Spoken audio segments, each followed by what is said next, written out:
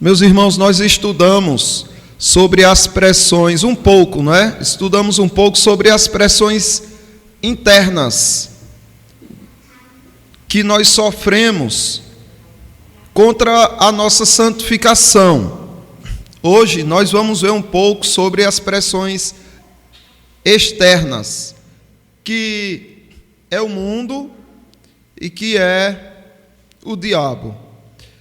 A pressão externa, essa é exercida pelo mundo e pelo maligno, influências do meio pecaminoso e das religiões heréticas que, embora usem a Bíblia, muitas delas são antropocêntricas, ou seja, são voltadas para o homem, para glorificar o homem, para satisfazer o homem e não a Deus, imediatistas, ou seja, eu quero agora, você não tem paciência para esperar, você determina que saia agora, que receba agora, e o materialistas, né? E as tentações materialistas, que é o interesse pelo que é material, pelo que é mundano. Então essas pressões externas, elas influenciam muito na vida do cristão, e devido a isso, o cristão fica em falta na sua comunhão com Deus.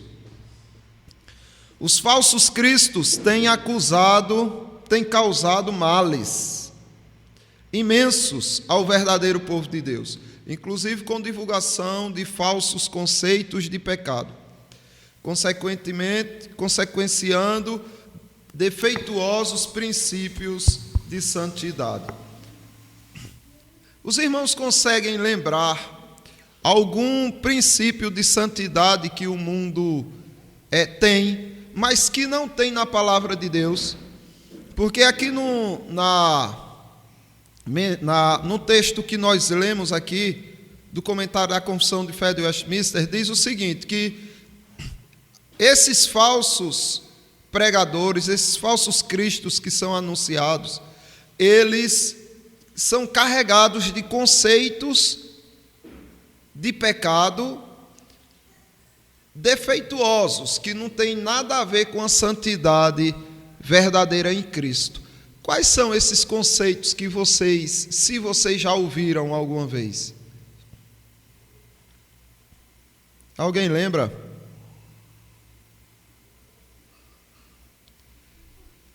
Por exemplo, nessas igrejas pentecostais, o que é pecado para eles?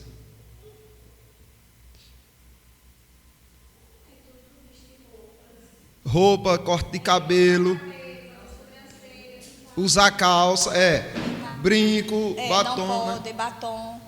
Fale aí, irmã, para ficar mais... Algumas igrejas que eu conheço, não pode deixar o cabelo crescer, a mulher não pode se depilar, né? Usar maquiagem, roupas só se for longas, assim, no tamanho abaixo do joelho. Teve uma época que não podia ter televisão em casa, eu me lembro dessa época. Isso. Pegue aí, A mulher não pode usar adornos de jeito nenhum, e nem pode ter o cabelo grande e prender assim, porque mostrar isso aqui é desonra para a mulher. Eita, E aí tem para cima dos homens também, né? Não pode usar camiseta, não pode usar bermuda. Oi. Não pode usar camiseta, não pode usar bermuda, né? Então são muitas regras, muitos costumes que fazem com que as pessoas enveredem por uma obediência que não traz santificação, não é? Só corrompe e perverte mais. O pecado, para muitos religiosos carismáticos, tem origem em Satanás e é de inteira responsabilidade de Satanás. Isso é uma forma deles fugirem, não é, da responsabilidade, ou seja, eles caem no pecado, tem um escândalo, e aí eles dizem o quê? Foi Satanás, foi o diabo, não é? Abram a palavra de Deus para a gente ver esse nosso primeiro comentário a respeito do que o povo diz que é pecado, mas que, de repente, não tem nada a ver com a palavra de Deus. Colossenses capítulo 2. Veja, o apóstolo Paulo ele já tratava disso. Colossenses capítulo 2, do versículo 20 ao 23. Veja que coisa interessante. Ele diz: se morrestes com Cristo para os rudimentos do mundo, por quê? Como se vivesseis no mundo, vos sujeitais a quê? A ordenanças. Que tipo de ordenanças? Não manuseis isto, não proves aquilo, não toques naquilo outro, segundo os preceitos e doutrina dos homens. Pois que todas estas coisas com o uso se destroem. Então, olha, à medida que você vai usando isso, não tem valor algum, essas coisas vão se destruir. Por que ficar essas proibições? Não toque isso, não faça aquilo outro. Aí ele diz: tais coisas, com efeito, têm aparência de sabedoria. Então o apóstolo Paulo aqui ainda reconhece o seguinte, que esse tipo de ordenança que não condiz com a palavra de Deus, elas vêm com a aparência de sabedoria. Mas, na verdade, é o quê? É um culto a quem? Um culto a si mesmo, como culto de si mesmo, e de falsa humildade, e de rigor ascético, né? De rigor religioso severo. Todavia, não tem valor algum contra a sensualidade. Os escândalos de adultério, de prostituição, se mantêm no meio desse povo.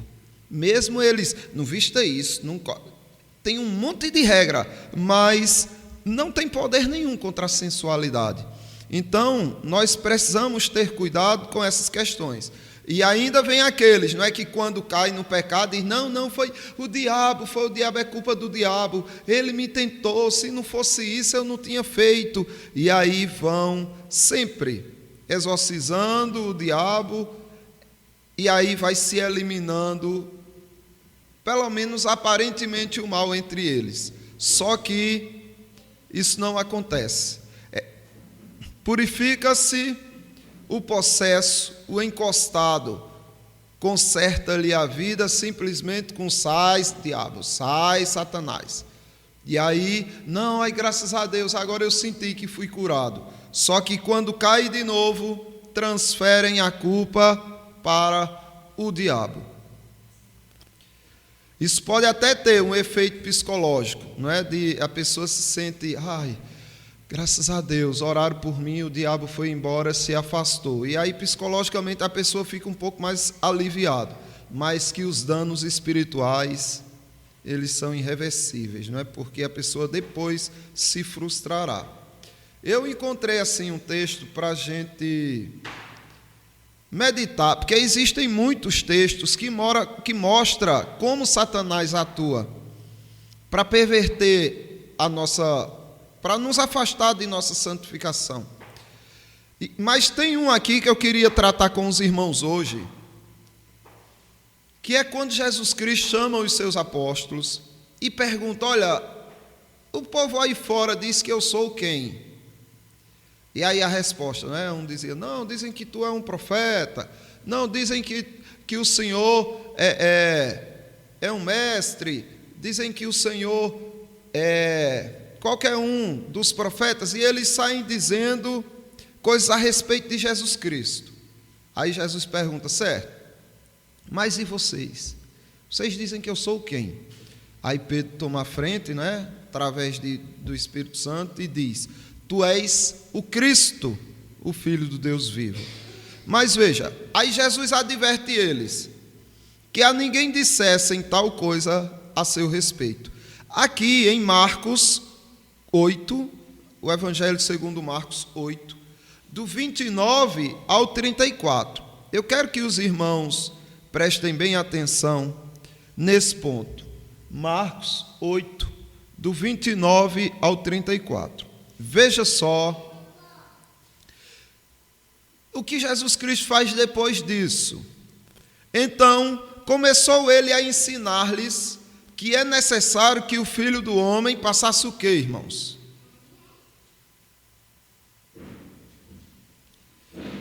Seria necessário que o Filho do Homem passasse pelo quê?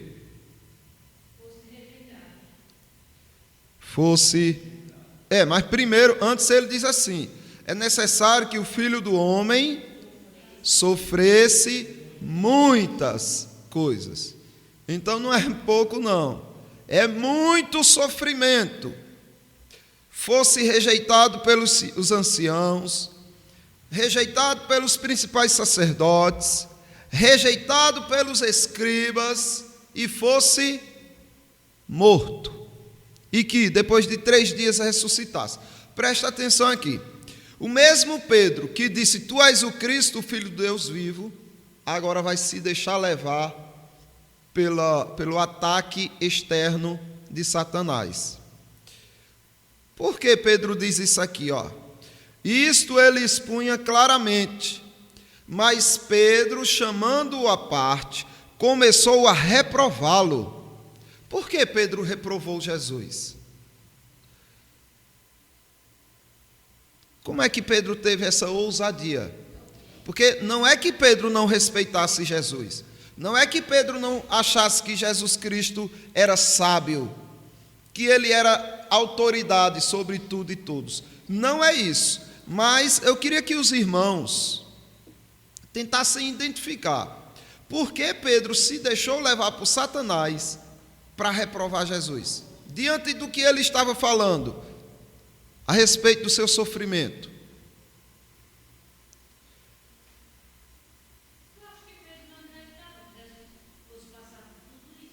Sim, por que ele não acreditava? Acho que ele acreditava assim que Jesus fazia muitos milagres naquela época, né? Fez os milagres. Sim. E ele achava que Jesus não iria passar, porque de repente ele poderia fazer um milagre. É verdade, não. E outra coisa, é isso que a senhora disse, é muito importante. Por quê? Na minha concepção. Mas porque, veja, ele olha Jesus Cristo acalmando o mar, ele olha Jesus Cristo curando enfermos, olha Jesus Cristo ressuscitando mortos, e aí ele diz: não, quando um sofrimento alcançará esse homem? Se ele tira o sofrimento dos outros, imagina o dele, não é? E o fato principal está no que ele disse antes. O que ele disse a respeito de Jesus? Tu és o Cristo, não é? Tu és o Messias, tu és o Filho do Deus vivo. Aonde alguém vai ter ousadia de fazer tudo isso com o Filho de Deus? Percebe? Então Pedro ele começou a observar o status de Jesus Cristo e a imaginar que o sofrimento não podia fazer parte da vida de Jesus Cristo. Mas observe a reação de Jesus. Jesus, porém, voltou-se e, fitando os seus discípulos, repreendeu a Pedro e disse: o quê? Arreda, Satanás, sai daqui, afasta-te, para trás de mim, Satanás. Como assim? Foi Pedro ou Satanás? Pedro. Isso foi um ataque externo que Pedro sofreu, uma pressão externa que Pedro sofreu, mas que Satanás mexeu muito com a sensibilidade de Pedro, no sentido da piedade, mas uma falsa piedade, uma falsa humildade, porque Pedro ele estava aqui olhando para Deus ou para o homem? Para o homem, porque ele olha e diz: não, isso é doloroso demais, eu sou homem, isso que Jesus está dizendo que vai passar é horrível. Não pode, Jesus não pode passar por isso. Talvez ele até aceitasse se Jesus tivesse dito, olha, vocês vão passar por isso, por aquilo outro. Não é? Porque Jesus Cristo já tinha dito também muitas vezes a eles, olha, vocês vão ser perseguidos, vocês vão prender vocês, mas o próprio Cristo passar por isso, ele não aceitava, porque ele olhou para a missão de Cristo como um homem. Ele viu o sofrimento que um homem tem. Ele disse, não, ele é Deus, não pode sofrer como um homem. Ele é soberano, ele não tem que passar por isso. Que nós sim, mas ele não. Mas Jesus Cristo diz, arreda Satanás. Repreendeu. Olha que coisa interessante. Veja. Também, que a gente precisa observar aqui. Jesus, porém, voltando-se e fitando quem? Os discípulos. Como é que isso funciona? Porque não era Pedro que estava dizendo? Era para ele fitar quem? Pedro. Mas eram todos os discípulos que estavam indignados com aquilo. Todos os discípulos estavam contaminados com a teologia da prosperidade. Achando que crente não sofre, achando que... Não, Jesus Cristo não tem nada a ver com sofrimento. E aí, Jesus Cristo está aqui, Pedro, falando em particular com Jesus Cristo, não é? Observe. Mas Pedro, chamando-o à parte, em particular, vem cá, Senhor, para ninguém ver, né? Eu tenho uma coisa para lhe ensinar, mas é vergonhoso. Se eu disser na frente de todo mundo, veja que vergonha, eu ensinando uma coisa ao meu mestre, então venha cá, olhe, isso não vai te acontecer, não vai te... E começou a reprová-lo. E Jesus está olhando para Pedro, de repente vira-se para os seus discípulos todos e diz, arreda Satanás, ou seja, saia da mente, do coração de todos eles, desses sentimentos, pare de influenciar os sentimentos de todos eles, arrede daqui, porque nós temos muito disso, de olhar para o sofrimento e achar que é uma maldição, olhar para a prosperidade e dizer, nossa, que bênção. E aqui Cristo está destruindo isso. Agora veja que coisa interessante. Jesus Cristo diz, qual é o objetivo de Satanás? Qual é o objetivo de Satanás?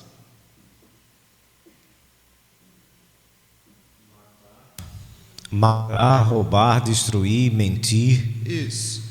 E aqui ele está dizendo que... Porque veja, se Satanás vem matar os homens, e diz isso claramente, os homens vão ter interesse por ele? Não. Não. Então ele vem com mentiras. Mas ele vem se apresentando interessado em cuidar nas coisas de quem? Qual é o cuidado dele? Ele está interessado em cuidar das coisas de quem? Não, mas ele se apresenta, ele não se apresenta para a gente dizendo, olha, a igreja de Bezerros, eu estou interessado nas coisas de vocês. Ele vai te seduzir sabendo que tem interesse da tua parte e vai trabalhar para que esses interesses aumentem, sendo eles contrário a Deus. É isso que Jesus Cristo diz, olha, porque não cogitas das coisas de Deus. Porque você não tem interesse nas coisas de Deus. Tem nas de quem? E sim nas dos homens. O seu interesse, Satanás, não é nas coisas de Deus, é nas coisas dos homens. Como assim? Satanás não tem interesse nas suas próprias coisas? Tem. O interesse dele é desviar vocês de Deus, que vocês não sejam santificados. Para que isso seja possível, ele que tem que fazer com que os seus interesses sejam maximizados e os interesses para com Deus minimizados.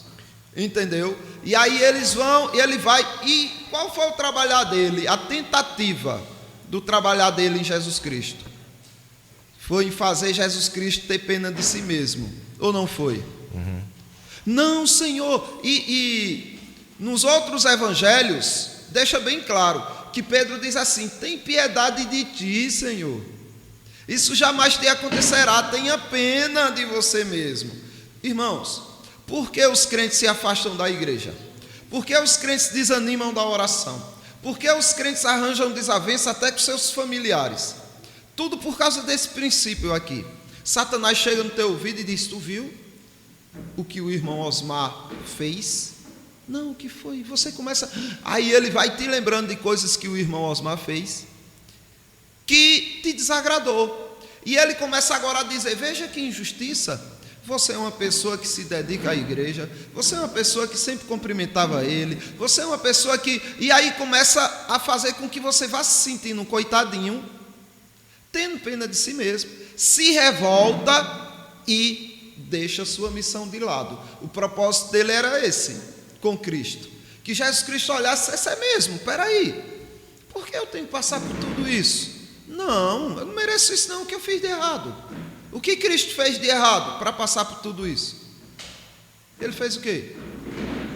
Nada. O homem mais santo, ou o homem totalmente santo que teve aqui na terra. Mas ele diz o quê? Arreda Satanás. Tá, inclusive, irmão, essa passagem nos remete a um tempo de hoje, né, que a gente vai vivenciando. A gente presta bastante atenção na influência dentro da igreja de Satanás influenciando os próprios membros e pastores de igreja a serem coniventes com muitas situações que são condenáveis na própria literatura bíblica, que a gente vê muita coisa errada. E é como se fosse uma piedade muito ampla, só que falsa. A estratégia dos tempos atuais não modifica o que aconteceu naquela época. A pena de Cristo, ter pena de Cristo, parecia uma coisa fantástica, porque eu estou tendo pena do meu mestre. Né? Então, veja a astúcia. A astúcia deles, hoje, de todos aqueles cristãos que se dizem cristãos, é justamente nesse ponto. Com o próprio evangelho, brincando com o evangelho. Não quer passar por nenhuma dificuldade. Aí o que é que Jesus Cristo faz? Jesus Cristo pega e diz: eu vou passar assim, porque com isso eu estou cogitando das coisas do meu Pai e não das dos homens. Vou passar, e tem mais: aquele que quiser me seguir vai ter que aceitar passar também. Veja, então Jesus Cristo piorou para Pedro e envergonhou Satanás. Disse: olha, Satanás, não sou eu que vou passar, não, eu vou, e eles também. Ou não são meus discípulos. Para serem meus discípulos vão ter que aceitar todo tipo de sofrimento e perseguição por causa do meu nome. Então, convocando a multidão e juntamente os seus discípulos, disse-lhes: se alguém quiser vir após mim, a si mesmo se negue, tome sua cruz e siga-me. Percebem? Isso é ser cristão. Agora, sempre que você estiver chateado com algum irmão, saiba disso, é porque você deu ouvido ao murmúrio de Satanás quando disse assim: tu não mereces essa injustiça. Que covardia foi essa? Te afasta, odeia, guarda rancores e mágoas. E aí você: é verdade, como eu sofro. Não, meus irmãos, não. Digam na hora: arreda Satanás. Era para eu sofrer 1000 vezes mais do que isso. Eu sou digno do inferno, Satanás. Imagina de um irmão me caluniar, fazer injustiça comigo. Não vou me irar. E aí você toma providências para corrigir o irmão. Nem tanto para se sentir justiçado, mas para que aquele irmão não continue fazendo aqueles males, para que ele não pereça no erro. Os irmãos entendem isso? Então estejamos atentos aos ataques do diabo, tá certo? Ele já ora? Gabriel já ora? Ora, Gabriel, por nós. Liga aí, irmão. Como é? Senhor Jesus, vá, pode orar. Senhor Jesus. Papai no céu, Papai do céu, continue. Pode continuar. Papai do céu. Obrigado. Amém. Obrigado. Amém. Amém. Amém. Olha que coisa linda. Que oração linda. Tá vendo, Israel? Que oração linda.